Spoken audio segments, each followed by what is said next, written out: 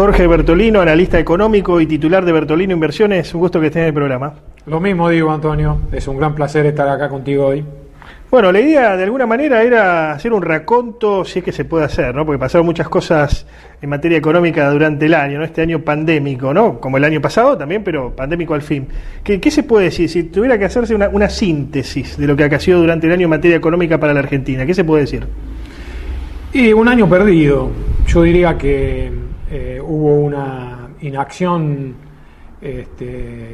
muy importante por parte del gobierno nacional, que fue arrastrando toda la problemática sin tomar ningún tipo de medida para resolverla.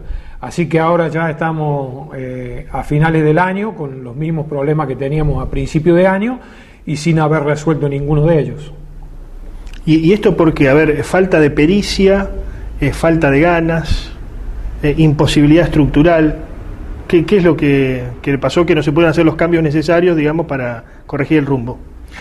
A mi criterio lo que ocurre es que hay un mal diagnóstico, sencillamente. Un mal diagnóstico del funcionamiento de la economía, y al tener un diagnóstico equivocado respecto de cómo se mueven las variables o cómo se interrelacionan una con otra, se toman medidas que se piensa que van a tener un cierto efecto y luego el efecto que efectivamente se produce es totalmente el contrario. Por ejemplo, los controles de precio y muchas otras medidas que el gobierno piensa que van a reducir la inflación, y eso está totalmente comprobado de que son medidas totalmente inefectivas. Ahora, los países del mundo, si uno tuviera que hacer un panorama general, están un poco más proteccionistas. Con la pandemia se han puesto más proteccionistas. Yo creo que el mundo en general es proteccionista, y sobre todo el primer mundo. Sobre todo Estados Unidos y la vieja Europa.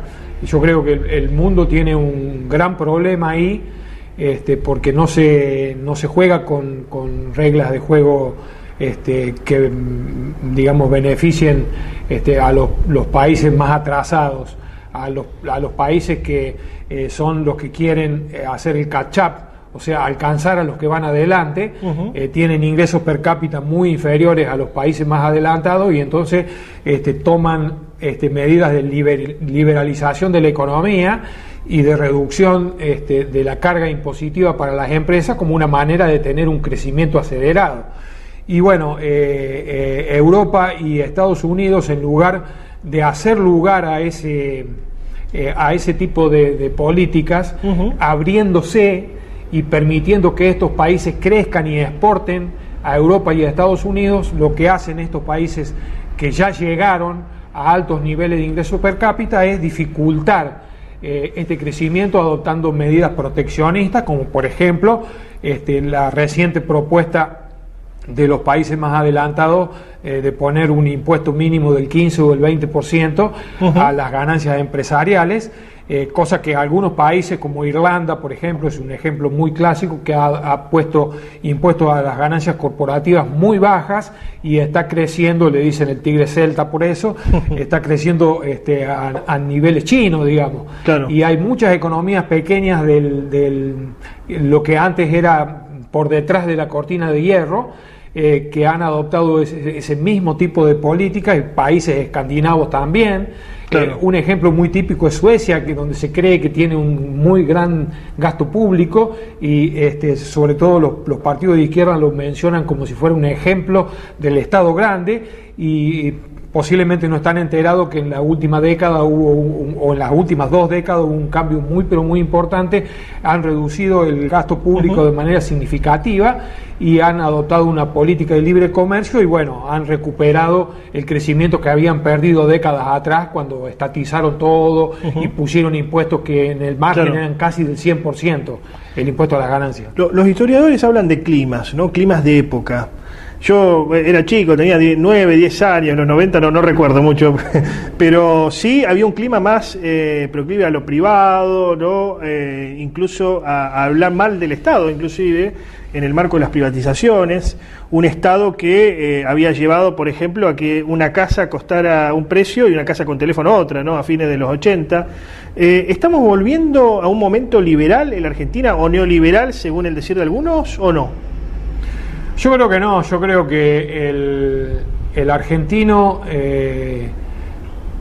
o sea, los problemas económicos que tiene la Argentina son fruto del pensamiento del argentino medio. El argentino medio no es liberal. O sea, ahora hay un despuntar de las ideas de la libertad en algunos sectores minúsculos por el momento, que no sabemos hasta dónde pueden prosperar. Sí, sectores medios, ¿no? Por el momento, sectores medios, medios altos. Sí, cuando digo minúsculo me refiero a la expresión electoral que han tenido. Claro. O sea, han sacado el 7,5% en la provincia de Buenos Aires José Luis Esper, y creo que algo así como el 17% Javier Milei en Cava, en Capital Federal, y luego en el resto del país no han tenido en muchos de los casos, ni siquiera, como por ejemplo aquí en la provincia de Santa Fe, ni siquiera han tenido representación en las elecciones, o sea, no tuvieron candidatos para ningún cargo. Así que yo creo que por el momento, o sea, a la Argentina me parece que le viene muy bien que haya gente con ideas liberales en el Congreso, porque eso enriquece el debate. Un ejemplo claro fue ayer en el debate por la ley de presupuesto, donde la intervención de José Luis Esper y de Ricardo López Murphy realmente han sido muy importantes y de alguna manera desnudaron la inconsistencia de las cuentas que presentó el ministro de Economía para que en la búsqueda de que le aprueben el presupuesto. Jorge Bertolino, muchas gracias y buen año. Lo mismo digo, esperemos que tengamos un año mejor que que bueno, como te digo, lamentablemente creo que ha sido un año perdido.